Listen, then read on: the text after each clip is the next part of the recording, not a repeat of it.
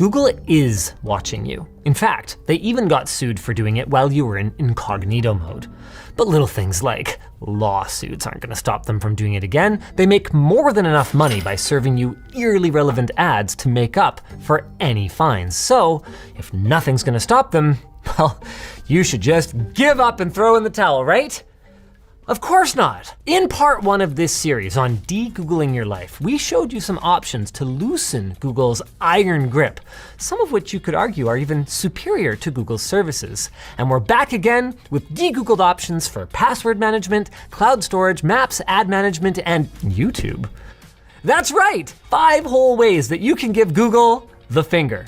Or 6 fingers if you count our sponsor. FlexiSpot. Their E7 Plus standing desk and C7 Ergo chair are here to elevate your workspace. Save big by bundling them together, then use code Linus50 for $50 off your order of $500 or more. Check it out using our link in the video description. One of the most convenient services Google offers that you might not even think about that you're using is also one of the most dangerous, the password manager that is built into Chrome and Android. I mean, it's great on the surface. You just log into your Google account and the passwords for other sites fill in automatically everywhere you go. Super convenient. But what happens if somebody gets into your Google account? Not only will all of your Google services be accessible because they all use that one login, but all of the accounts stored inside it will be exposed too. It's kind of like a 200 for the price of one special for account hijackers. Now, I get if you still want to have a Google account. That's totally fine, but you can lower your risk by using a non-Google password manager. Of course, it feels these days like everybody has a password manager, so which one do you trust? Well, the ultimate in privacy is going to be hosting your own on a computer that you control using KeePass or Bitwarden. Both of them have been around for a while, are open source, and work on pretty much anything. KeePass is single device only, but Bitwarden can even sync across multiple devices, and if you want, it can sync to the cloud as well. If you're doing that, you might also want to consider the competition. For a mainstream choice, we like 1Password. Not only does it tick all of the boxes with support for every big operating system, passkey support, 2-factor codes for secure login, and more, it also has its own twist that even if 1Password were to suffer a major leak, like what happened to LastPass in 2022, there wouldn't be any danger. When you sign up, you're given a random secret code, and that code with your password is needed to unlock your vault anytime you log in on a new device. What that means is even if somebody got your login credentials, and even if they had the file with your vault in it, they can't easily decrypt your data, at least with today's computers. Their app is pretty good too. Moving on, Proton, the Google but for privacy company that we brought up in part 1, also offers a password manager that's gotten really good and really quickly. It has support for making burner emails or aliases, 2-factor support, passkey support, and it very recently gained the ability to lock your vault with a different password from your account password, meaning even if you're logged into your Proton account, your passwords are still safe if, say, a nosy family member decides to look through your computer. Now, the fine details vary, so you're gonna wanna try a couple of them before you settle, but the way that they work is pretty similar across the board. You download the app or browser extension, create an account, and start storing your passwords. With the appropriate permissions configured on your device, just like Google's password manager, they should automatically detect when you log into a new website or app and offer to store your credentials. Most of them also offer to create random passwords for you, so you don't even have to think about what to use. Once you've decided on one you like, you're gonna need to export your passwords from your old basic manager, and I'm gonna assume it's Google Passwords here. Open it up, click the settings gear, then click Export. You'll get a CSV file that you can then import to the password manager of your choice. For 1Password, you would go to your account settings, then click your name in the top right, then Import. Click either CSV file or a different password manager, choose the vault that you want to put your passwords into, then drop the CSV into the upload box and click Continue. You can pick and choose what to carry over if you want, and when you're done, you can apply your labels. The process is pretty much the same for the other password managers out there, and most of them are gonna have a page like 1Password's with the steps that you need to follow. No matter what you go with to manage passwords though, a 2-factor app that gives you login codes is a must. It is much more secure than getting these codes via email or especially via SMS. Now, most password managers these days have two-factor support built in, which is convenient. But that convenience of having everything in one place comes with the risk of having everything in one place, and we would strongly recommend a separate app. But again though, which one? Our main pick is Entei Auth. Yeah, the same Entei as in part 1.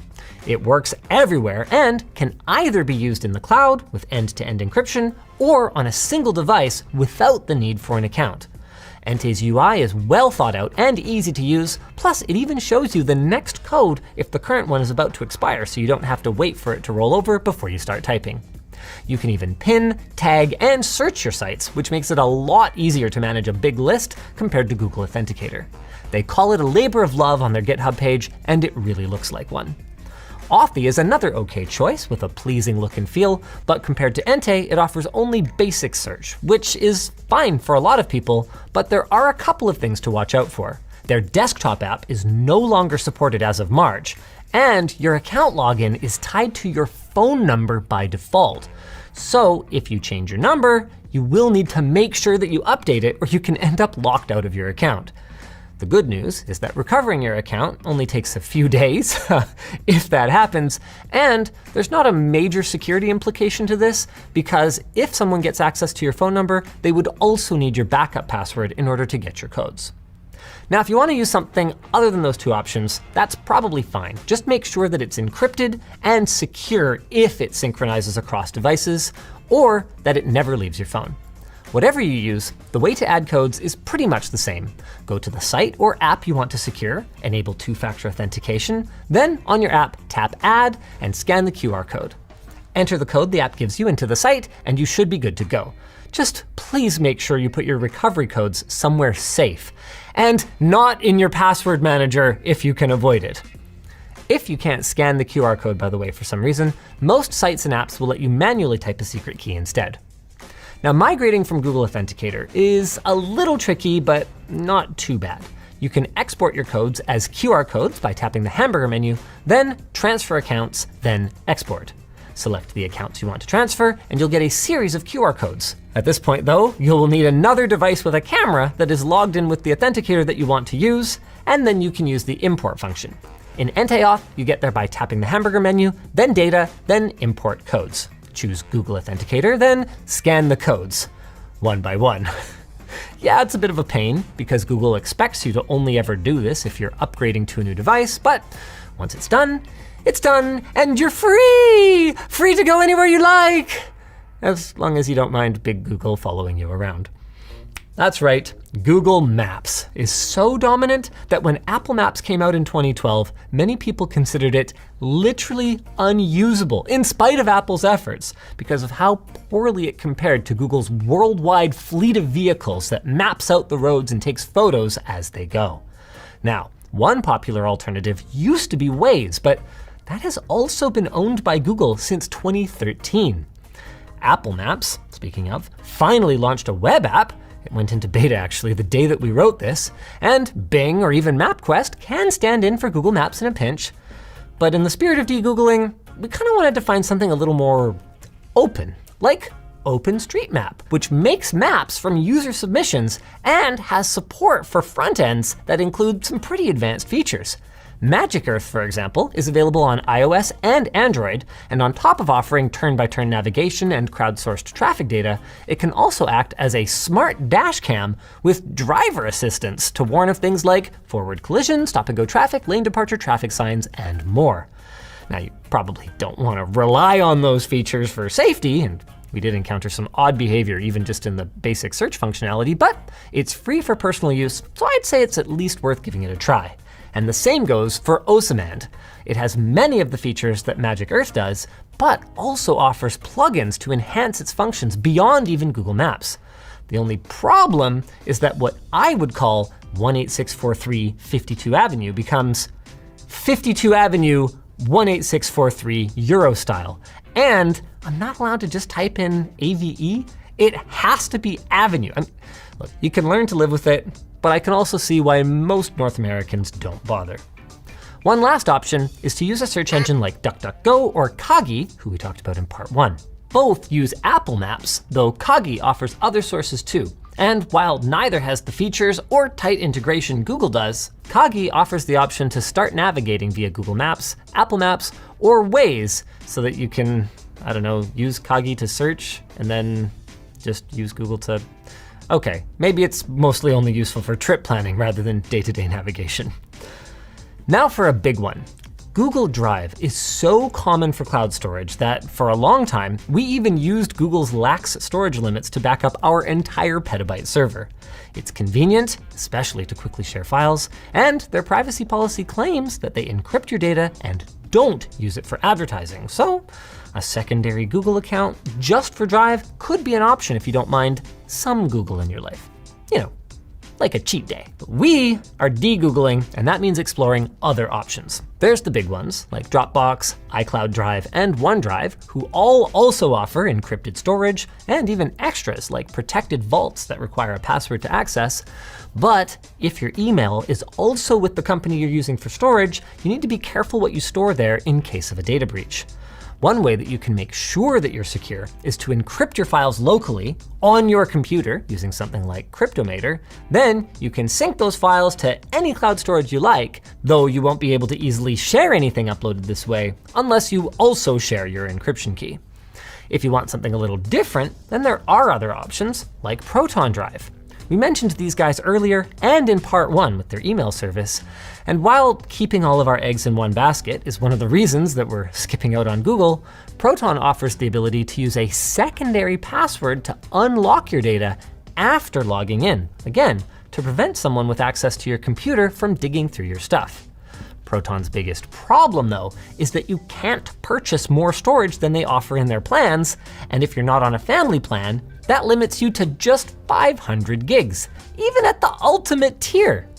Now, they do sometimes allow you to upgrade to their older Visionary plan that gives you multiple terabytes of storage, but you're forced to subscribe on an annual basis for a pretty hefty sum. Still, if you're not backing up massive amounts of data, Proton Drive is very Google-like, but not run by Google. Of course, it's not run by you either, is it? And if you've got the hardware to run it, whether it's a spare or dedicated, that's where OwnCloud and NextCloud come in. Both of these will need you to forward ports on your router or install a remote network access app like Tailscale in order to access or share your files away from home. But for your trouble, you get way more control than you do with a cloud storage company. Both of them are free to download open source software with paid extras. OwnCloud is tuned more for our professional setting with Teams, while NextCloud has a host of features that might appeal more to home users, including a TrueNAS plugin that makes it easier to set up on a network storage PC that you might already be running.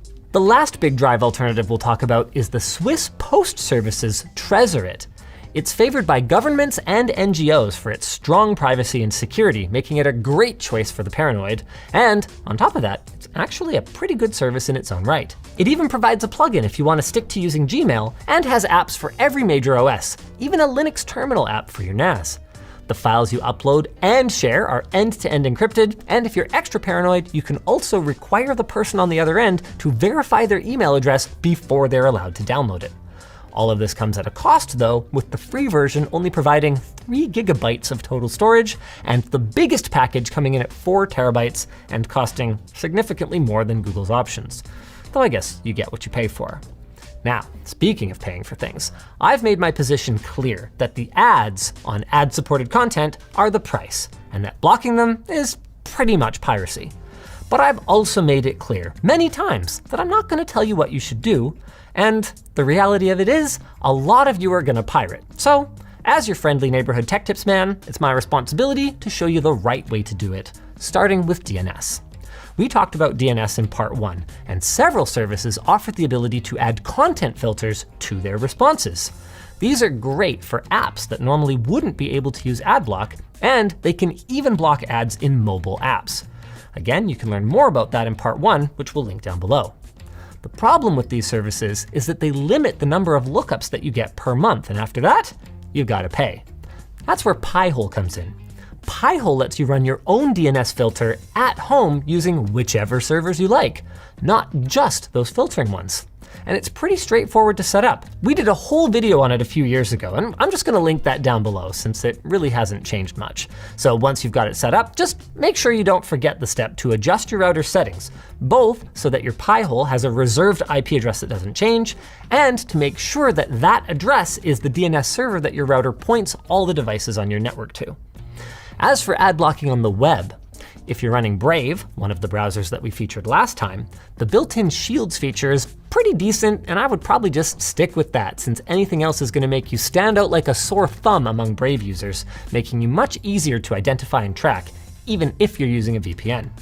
For everyone else, uBlock Origin seems to be by far the best option these days. It offers a default filter that will block most ads on the internet, and that allows you to manually allow content from ad delivery networks or domains that you trust or want to support. You can use custom filters to fine-tune your experience. Just be aware that adding too many filters can actually slow down your browser rather than speed it up, so try not to overdo it. Another cool function of uBlock Origin is that it can handle JavaScript blocking, which can reduce your computer's chance of getting infected with malware. uBlock Origin is available for desktop browsers based on Chromium or Firefox that can accept extensions, and it can be installed manually if you're not able to use their extension stores for some reason or another. It should be noted, though, that by this time in 2025, Manifest v3's requirements are going to break it for browsers based on Chromium, if nothing changes. In that case then, there's uBlock Lite, which has the core feature of blocking ads with filter lists, but doesn't offer the ability to choose, for example, whether and when to enable JavaScript on a given site. Desktop Safari users, meanwhile, basically just have access to the extensions that are available in the App Store, just like on mobile. So for them, I'd say AdGuard is a pretty good choice for both. It can do a lot of the basic things that uBlock Lite does, but with some extra customizations available. Just remember to enable it in the extension section under Safari's settings menu and allow it to access all sites. Now, since some schools and workplaces have rules against installing ad blockers, you may not be able to do so. The good news is you can get most of the way there by disabling JavaScript on your browser here. Then, as you find sites that need it, you can allow them one by one like this. It is an extra step, but doing this can even get you past some paywalls and speed up your browser while also removing one of the common ways that malware can get into your system, and one of the common ways that Google tracks you online. Now for the big one, the site that you are almost certainly using right now, YouTube. One way out is to hope that your favorite creators are using some alternative video hosting site. Sup, flow planers, woo! But let's be realistic. Most creators aren't, and even if they were, most of their viewers aren't going to follow them there. So what do you do? Well, one option is to download videos using one of these tools and watch them offline. You'd still have to browse YouTube to discover content though, which would give Google lots of juicy information about your preferences. So how about an app like FreeTube, LibreTube, or Yati? These apps hook into YouTube for realsies, get around the almighty algorithm, do not display Google's ads or trackers, and if you import your subscriptions by using Google Takeout, you might even get notified when there are new videos on your feed. Now, importing from Google Takeout sounds hard, but it's actually pretty easy. Just log into your Google account dashboard, go to Data and Privacy, then scroll down to Download your data and choose what you'd like to export. In this case, you would deselect all, then check YouTube and YouTube Music. Click the All YouTube Data Included link and select only what you want to download. For these apps, all we need are the history and subscriptions, and history is actually optional. If you do want it, just make sure you go to multiple formats and choose JSON for history. Once you're satisfied, click Next, optionally choose to have this data exported periodically or just once, then click Create Export.